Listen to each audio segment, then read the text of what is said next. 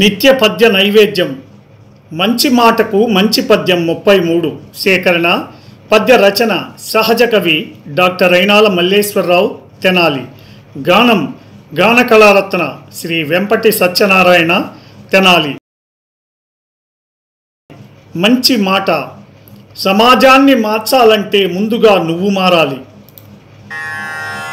తలచక సమాజమును మార్చవలయునన్న మనసు పెట్టి ముందుగా నీవు మారవలయు అనుభవాత్మక సత్యంబు అనుచుదలచి ఆచరించుము తప్పక అనుదినంబు ఆచరించుము తప్పక అనుదినంబు।